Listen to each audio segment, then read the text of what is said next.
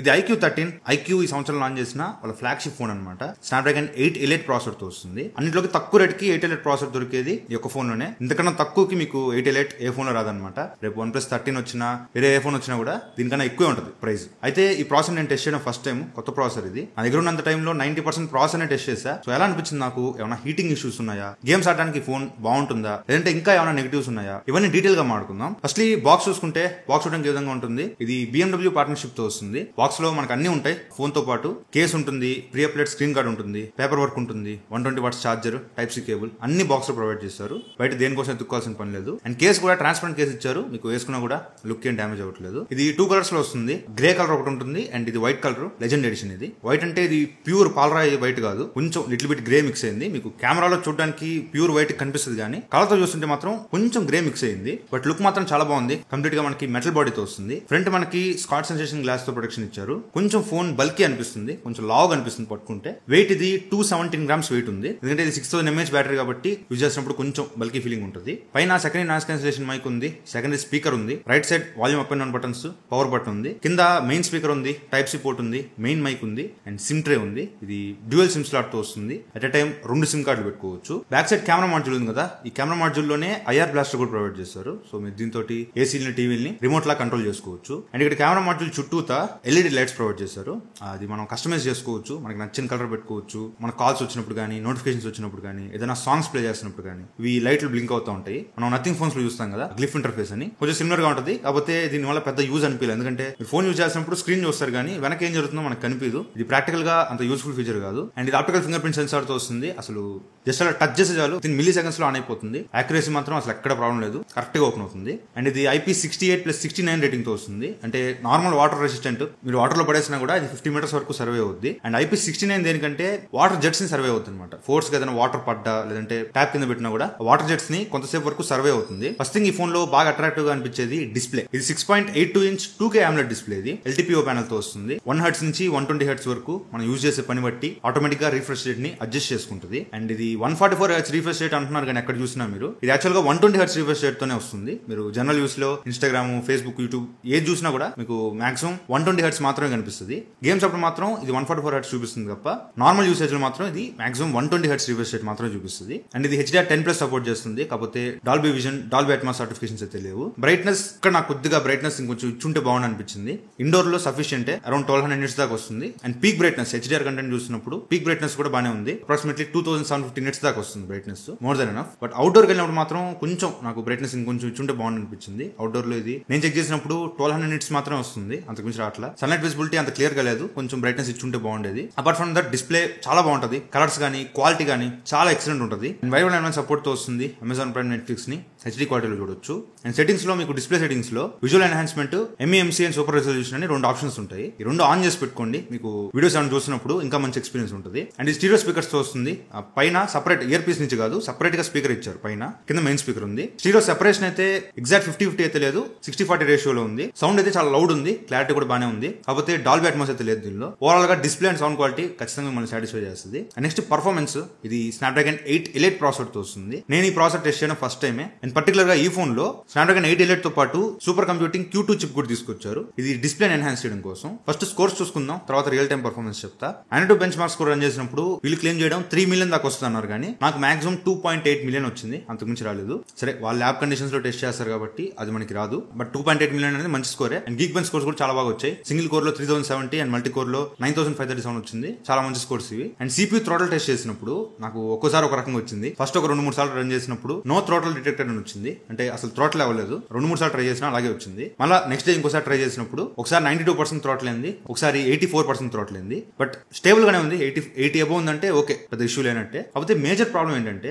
వీళ్ళు చెప్పడం దీనిలో 7000 mm² vapour chamber liquid cooling system తీసుకొచ్చా అన్నారు. ఎందుకంటే ఫోన్ హీట్ అవ్వకుండా ఇది కూల్ చేస్తుందని చెప్తున్నారు. కాకపోతే ఈ బెంచ్ మార్క్ స్కోర్స్ రన్ చేసేటప్పుడు టెంపరేచర్ విపరీతంగా పెరిగిపోయింది. నేను చెక్ చేసినప్పుడు 51 degrees టచ్ అయింది. 51 degrees అంటే అసలు మామూలు విషయం కాదు. నేను ఇప్పటివరకు టెస్ట్ చేసిన ఏ ఫోన్ లో కూడా 47-48 దాట్లా. అలాంటిది 51 degrees వెళ్ళిందంటే అసలు భయంకరంగా హీట్ అయినట్టు. అది ఎందుకంత హీట్ అయిందంటే దీనిలో అన్ని కోర్స్ కూడా పర్ఫార్మెన్స్ కోర్స్, ఒక ఎఫిషియన్సీ కోర్స్ కూడా లేవు.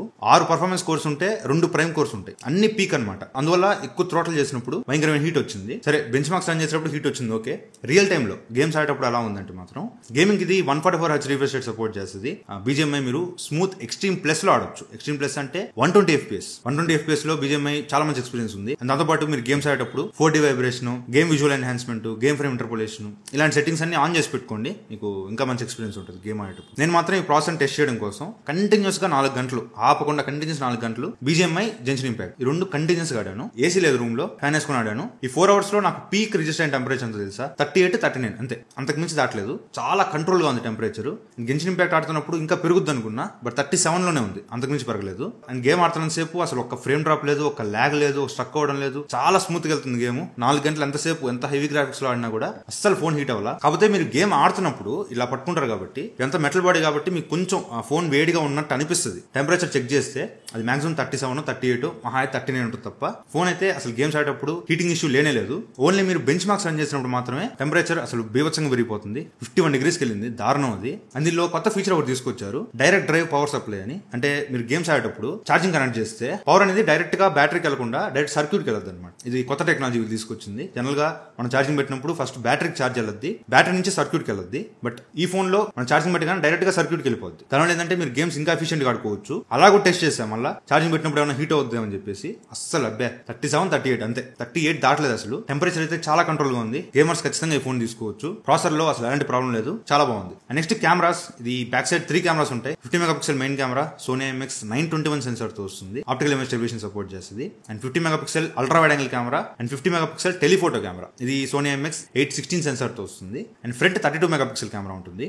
అన్ని యూస్ఫుల్ కెమెరాసే, ఏవి చెత్త కెమెరాస్ ఏం లేవు, అన్ని పనికి వస్తాయి. యాక్చువల్గా దీంతో మ్యాక్రో షాట్స్ కూడా తీసుకోవచ్చు. మ్యాక్రో ఫోటోగ్రఫీ కూడా నేను ఎక్స్పెక్ట్ చేసిన కన్నా చాలా బెటర్ ఉంది. ఎందుకంటే మనం అన్ని 8 MP 12 MP చూసి 50 MP ఫోటోస్ అంటే చాలా బాగా నచ్చినాయి నాకు. సరే, మ్యాక్రో ఫోటోగ్రఫీ బాగానే ఉంది, పక్కన పెడితే డే లైటింగ్ లో ఫోటోస్ చాలా బాగా వస్తున్నాయి. మీరు వైడ్ యాంగిల్ ఫోటో తీసుకున్నా కూడా వైడ్ యాంగిల్ కూడా క్వాలిటీ ఉంది. ఎందుకంటే 50 MP కాబట్టి వైడ్ యాంగిల్ కూడా చాలా బాగుంది. జూమ్ చేస్తే డీటెయిల్స్ అంత లేవు, కానీ ఓవరాల్ గా జూమ్ మోడ్ లో నీకు ఫోటో చూడడానికి చాలా బాగుంటుంది. అండ్ 1x ఫోటోస్ కానీ 2x ఫోటోస్ కానీ 4x ఫోటోస్ 100 mm తో తీస్తుంది. ఇది కూడా చాలా ఎక్సలెంట్ ఉంది. అండ్ పోర్ట్రేట్ షాట్స్ కూడా 24 mm, 35 mm, 50 mm, 100 mm 4 different focal lengths లో పోర్ట్రేట్ షాట్స్ తీస్తుంది. అన్ని కూడా చాలా బాగా వస్తున్నాయి. ఎస్పెషల్లీ ఆ 4x ఫోటోస్ డీటెయిల్స్ చాలా బాగా క్యాప్చర్ చేస్తుంది. కాకపోతే డే లైట్ లో కొంచెం కాంట్రాస్ట్ లెవెల్స్ సరిగ్గా లేవనిపించింది. ఒక అప్డేట్ లో ఇది సెట్ అయిపోద్ది, పెద్ద ప్రాబ్లం కాదు, కానీ కాంట్రాస్ట్ లెవెల్స్ కొంచెం ఇంప్రూవ్ చేస్తే బాగుంది అనిపించింది. అది పక్కన పెడితే డే లైట్ లో ఫోటోస్ చాలా బాగా వస్తున్నాయి. అండ్ మాల్కి ఫోటోలు దిగాను, అక్కడ కూడా ఫోటోస్ చాలా బాగా వస్తున్నాయి. ఇన్ఫాక్ట్ వైడ్ యాంగిల్ 1x కన్నా 2x 4x ఫోటోస్ ఇంకా బ్రైట్ గా కనిపిస్తున్నాయి. కాకపోతే 4x లిటిల్ బిట్ కొంచెం సాఫ్ట్ అవుతుంది ఫేస్, కాకపోతే చూడడానికి బాగానే ఉంటుంది. ఇప్పుడు సేమ్ ఫ్రేమ్ లో పెట్టి చూపిస్తా. ఇది 24 mm, 35 mm, 50 mm, 100 mm same frame లో తీస్తే ఇలా ఉంటుంది. ఫస్ట్ 3 షార్ప్ ఉన్నాయి, డీటెయిల్స్ బాగా కనిపిస్తున్నాయి. బట్ ఈ 100 mm మాత్రం కొంచెం సాఫ్ట్ అయిపోయింది ఫోటో. అదే నార్మల్ ఫోటోస్ లో wide angle 1x, 2x, 4x వీటన్నిటిలోకి 1x, 2x బాగుంది. ఆ వైడ్ యాంగిల్ 4x కొంచెం ఫేస్ సాఫ్ట్ అయిపోతుంది. బట్ ఓవరాల్ గా బాగానే ఉన్నాయి. అండ్ కొన్ని పోర్ట్రేట్ ఎఫెక్ట్స్ కూడా ఉన్నాయి. బ్యాక్గ్రౌండ్ లో లైట్స్ ఉంటే డిఫరెంట్ ఎఫెక్ట్స్ లో లైట్స్ కనిపిస్తూ ఉంటాయి. అండ్ లో లైటింగ్ లోకి వెళ్తే మాత్రం వైడ్ యాంగిల్ ఫోటోస్ చాలా యావరేజ్ వస్తున్నాయి, నాకు అంతగా నచ్చలేదు. అయితే 1x, 2x చాలా బాగా వస్తున్నాయి. అండ్ 4x కూడా సాఫ్ట్ వచ్చేస్తుంది, మరీ భయంకరంగా సాఫ్ట్ అయిపోతుంది ఫేస్. అండ్ పోర్ట్రేట్స్ లో 24 mm, 35 mm, 50 mm బాగానే వస్తున్నాయి. కాకపోతే 100 mm మాత్రం ఫుల్ సాఫ్ట్ అయిపోతుంది. అసలు ఫోటో చూడడానికి అసలు బాగాలేదు 100 mm ఫోటోస్. ఇది ఏదైనా అప్డేట్ ఇచ్చి ఫిక్స్ చేస్తే బాగుంటుంది. ఎందుకంటే తక్కువ రేట్కి వచ్చే ఫోన్స్ లో కూడా 4x పోర్ట్రేట్స్ ఇంకా బాగా వస్తున్నాయి నైట్ టైమ్ లో. ఇది ఒకటి సాఫ్ట్వేర్ అప్డేట్ తో ఫిక్స్ చేయొచ్చు. అండ్ నైట్ మోడ్ ఆప్షన్ కూడా ఉంది. మరీ చీకట్లోకి వెళ్తే మీకు నైట్ మోడ్ ఫోటోస్ పెద్ద డిఫరెన్స్ ఏం లేదు, బ్యాక్గ్రౌండ్ కొంచెం కలర్ఫుల్ గా చేస్తుంది అంతే. అండ్ ఇంకా ఎక్స్ట్రీమ్ లో లైట్ లోకి వెళ్తే మాత్రం 4x అసలు చాలా చండాలంగా వస్తుంది 100 mm. అలాగే సూపర్ మూన్ ఫీచర్ ఉంది. లైక్ మీరు మూన్ ఫోటోస్ తీసుకోవాలనుకుంటే నార్మల్ గా తీస్తే ఎలా ఉంటుంది, ఈ సూపర్ మూన్ ఆప్షన్ సెలెక్ట్ చేస్తే ఫోటోస్ ఇలా వస్తాయి. జస్ట్ సాఫ్ట్వేర్ ఆప్టిమైజేషన్ ఇది, AI తో తయారు చేసింది అంతే. యాక్చువల్ గా లేదు మూన్. అండ్ యాస్ట్రల్ ఫోటోగ్రఫీ కూడా ఉంది. స్టార్స్ ఫోటోలు తీయాలన్నా నార్మల్ గా ఇలా ఉంటుంది, యాస్ట్రల్ మోడ్ లో ఇలా వస్తాయి అనమాట photos. And fish I mode అని ఒకటి ఉంది.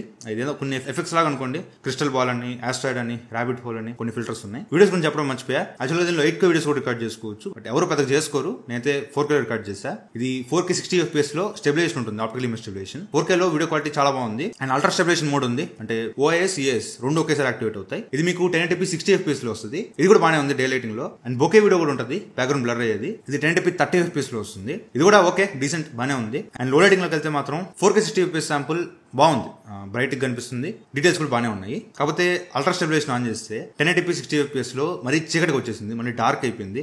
నాకు ఫుటేజ్ అంత నచ్చలేదు. అండ్ బొకే వీడియోలో కూడా డీసెంట్ వీడియో, అంత షేకింగ్ అవుతుంది, కొంచెం నాయిస్ కూడా నోటీస్ చేయొచ్చు. బట్ ఓవరాల్ గా decent video. And front cam 32 MP front కెమెరాతో వస్తుంది. 32 MP అయినా మీరు ఎక్కువ ఎక్స్పెక్ట్ చేయొద్దు, డీసెంట్ కెమెరా అంతే. మీరు ఫోటోస్ బాగానే వస్తున్నాయి, మీరు డే లైటింగ్ లో పోర్ట్రేట్ షాట్స్ కానీ ఫోటోస్ కానీ డీటెయిల్స్ అంతా బాగానే వస్తున్నాయి. కాకపోతే అంత తోపు తురుమన్నట్టు ఎక్స్పెక్ట్ చేయొద్దు, డీసెంట్ ఫోటోస్ క్యాప్చర్ చేస్తుంది. కాకపోతే నైట్ టైమ్ లో మాత్రం ఫోటోస్ నాకు అంత నచ్చలేదు. పోర్ట్రేట్ షాట్స్ కూడా మొత్తం సాఫ్ట్ అయిపోతుంది ఫేస్ అంతా. నైట్ టైం ఫ్రంట్ కెమెరా అంత బాగాలేదు. అండ్ వీడియో కూడా ఫ్రంట్ క్యామ్ యూజ్ చేసి 4K 60 FPS రికార్డ్ చేసుకోవచ్చు. వీడియో క్వాలిటీ అయితే ఓకే బాగానే ఉంది, కాకపోతే ఫోన్ షేక్ అవుతా ఉంది, స్టెబిలైజేషన్ లేదు ఫ్రంట్. అండ్ 1080p 30 FPS లో బుకే వీడియోస్ తీసుకోవచ్చు, అది కూడా అంతే షేక్ అవుతుంది, కాకపోతే ఫుటేజ్ బాగానే ఉంది. నైట్ టైంలోకి వెళ్తే నైట్ టైం అసలు బాగాలేదు. 4K శాంపుల్ ఫుల్ నాయిస్ ఉంది, షేకింగ్ అవుతుంది అండ్ డార్క్ గా ఉంది, చీకటి అయిపోయింది. And 1080p 30 FPS bouquet video కూడా అంతే ఫుల్ నాయిసీగా వస్తుంది, ఫుల్ షేక్ అవుతా ఉంది. Front camera not up to mark, but back camera అన్ని ఓకే బాగానే ఉన్నాయి. కొద్దిగా 100mm ఫోకల్ లెంత్ లో ఫోటోలు తీసేటప్పుడు కొంచెం ఫేస్ సాఫ్ట్ అవుతుంది, అది ఒక్కటే ఏదైనా అప్డేట్ ఇచ్చి ఫిక్స్ చేస్తే. బ్యాక్ కెమెరాస్ చాలా బాగున్నాయి, decent front camera and very good back cameras. Next battery, అది 6000 mAh బ్యాటరీతో వస్తుంది, 120 watts ఫాస్ట్ ఛార్జింగ్ సపోర్ట్ చేస్తుంది. బాక్స్ లోనే వీళ్ళు 120 watts ఛార్జర్ కూడా ప్రొవైడ్ చేశారు. దీన్ని బట్టి ఈ ఫోన్ ఛార్జ్ చేస్తే 0 to 50% 12 minutes లో ఛార్జ్ అయింది, 0 to 75% 20 minutes లో అయిపోయింది.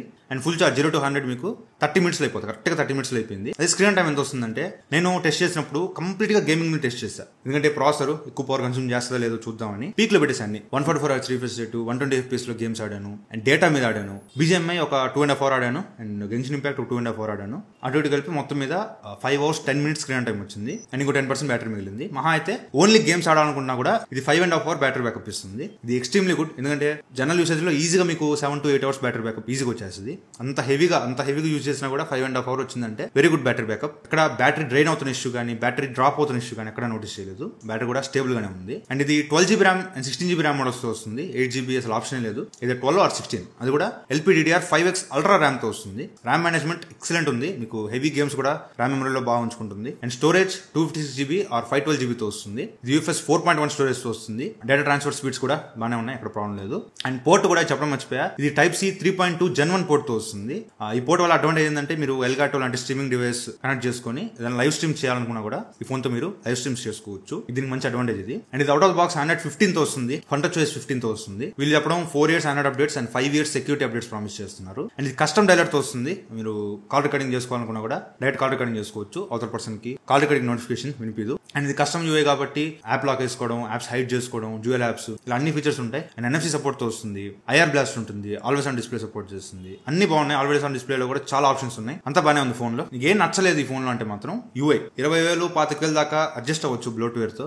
55,000 రూపాయలు పెట్టి అసలు ఆ బ్లోట్వేర్ ఇవ్వడం ఏందో నాకు అర్థం కాల. భయంకరమైన ప్రీ ఇన్స్టాల్ యాప్స్ 10 పైన ఉన్నాయి. ప్రీ ఇన్స్టాల్ యాప్స్ ఏవో చెత్త గేమ్స్ అని ఇచ్చారు. సరే ఫేస్బుక్ స్నాప్చాట్ అయితే మనం వాడుకుంటాం, చెత్త యాప్స్ అని ఇచ్చాడు. బబుల్ షూట్ అంట, బ్లాక్ గేమ్స్ అంట, టైల్ మాస్టర్, ఏవో గేమ్స్ ఇచ్చారు. అసలు ఎందుకు ఈ చెత్త అంతా ఇన్స్టాల్ చేస్తాను నాకు అర్థం కాదు. అండ్ యాడ్స్ మరి ఎక్కువ ఉన్నాయి. మీరు ఏదైనా యాప్ ప్లే స్టోర్ నుంచి యాప్ డౌన్లోడ్ చేస్తే, అలాగే ప్లే స్టోర్ ప్లే ప్రొటెక్ట్ ఉంది కదా, అది స్కాన్ చేసుకుంటుంది కదా, మళ్ళీ వి యాప్ స్టోర్ నుంచి స్కాన్ చేసి అది ఇన్స్టాల్ చేయడం అవసరం. ఇట్లా ప్రతి నువ్వు మీరు ఏ యాప్ డౌన్లోడ్ చేసినా కూడా ఇట్లా వస్తుంది అనమాట స్క్రీన్. ఫుల్ ఇరిటేటింగ్ వస్తుంది. అక్కడ అన్ని రికమెండెడ్ లో పిచ్చి యాప్స్ అని చూపిస్తా ఉంది, మొత్తం యాడ్సే. అండ్ లాక్ స్క్రీన్ మీద కూడా వాల్ పేపర్స్ లో ఏవో యాడ్స్ ప్లే అవుతున్నాయి. యాక్చువల్గా ఇవన్నీ బూట్ చేసుకునేటప్పుడే టర్న్ ఆఫ్ చేసుకోవచ్చు, బట్ చాలా మందికి తెలియదు కాబట్టి నార్మల్ గా సెటప్ చేసుకుంటే ఈ చెత్త అంతా వస్తుంది అనమాట, యాడ్స్ భయంకరంగా వస్తుంది. సో అదొకటి. ఇంత ఫ్లాగ్షిప్ ఫోన్ నేను 25,000 20,000 వచ్చినప్పుడు నేనేం మాట్లాడలేదు, ఎప్పుడు మాట్లాడలేదు. బట్ 55,000 రూపాయలు పెట్టినప్పుడు ఈ బ్లోట్వేర్ ఇవ్వడం అనేది కరెక్ట్ కాదు. ఇది ఒక్కటి IQ సెట్ చేసుకుంటే బాగుంటుంది. అండ్ కెమెరా ఒక 2-3 అప్డేట్స్ వస్తే ఫ్రంట్ కెమెరా బ్యాక్ కెమెరా ఇంకా ఉన్న ఇష్యూస్ కూడా ఫిక్స్ అయిపోతాయి. ఈ రెండే ప్రాబ్లమ్స్, కెమెరాస్ ఒక 2-3 అప్డేట్స్ అవసరం. అండ్ UI అసలు బ్లోట్వేర్ యాడ్స్ మరి ఎక్కువ ఉన్నాయి. ఈ రెండు మినహాయిస్తే గేమ్స్ ఆడాలనుకునే వాళ్ళకి ఈ ఫోన్ చాలా బాగా నచ్చుద్ది. అండ్ డిస్ప్లే బాగుంది, కెమెరాస్ బ్యాక్ కెమెరా బాగానే ఉంది, ఒక 2-3 అప్డేట్స్ వస్తే ఫిక్స్ అయిపోద్ది. ఫ్రంట్ మాత్రం decent camera, battery life excellent battery life. Pricing కూడా బాగానే పెట్టారు. 12GB RAM 256GB మోడల్ 55,000 రూపాయలకు లాంచ్ చేశారు. బ్యాంక్ ఆఫర్ 3,000 రూపాయలు బ్యాంక్ ఆఫర్ ఉంది. ఫిఫ్టీగా మీకు 51,999 52,000 రూపాయలకు వస్తుంది. And 16GB RAM 512GB model 60,000 rupees launch చేశారు. అండ్ 3,000 కార్డ్ ఆఫర్ వేసుకుంటే 57,000 రూపీస్కి వస్తుంది. సరే హై ఎండ్ మోడల్ పక్కన పెడితే బేస్ మోడల్ 52,000 రూపాయలకి ఫోన్ తీసుకోవచ్చు అంటే మాత్రం కళ్ళు మూసుకొని తీసుకోవచ్చు. చిన్న ఫ్లాస్ తప్పితే ఈ ఫోన్ లో మేజర్ గా వేరే చూపించే ఫ్లాస్ అయితే ఏం లేవు. ఖచ్చితంగా 8 ప్రాసెసర్ యూజ్ చేయాలి, మంచి గేమింగ్ ఫోన్ కావాలి, మంచి ఒక ఫ్లాగ్షిప్ ఫోన్ కొంచెం తక్కువ రేట్ లో కావాలనుకుంటే ఫోన్ మీరు ఖచ్చితంగా కన్సిడర్ చేయొచ్చు. ఫోన్ సెటప్ చేసుకునేటప్పుడు యాడ్స్ రాకుండా కొంచెం సెట్టింగ్స్ అన్ని ఆఫ్ చేసుకుంటే మీకు మంచి ఎక్స్పీరియన్స్ ఉంటుంది. సో ఇది వాటి వీడియో అయితే. ఒకవేళ ఫోన్ కొనాలనుకుంటే కింద డిస్క్రిప్షన్ లో లింక్ ప్రొవైడ్ చేస్తాను, అక్కడి నుంచి పర్చేస్ చేస్తే ఎంతో మన ఛానల్ కి హెల్ప్ అవుతుంది. సో ఫ్రెండ్స్ వాటి వీడియో నచ్చితే లైక్ చేయండి, షేర్ చేయండి, కామెంట్ చేయండి, ఛానల్ సబ్స్క్రైబ్ చేసి మాత్రం మర్చిపోకండి. Thank you friends, watch. Bye, జై హింద్.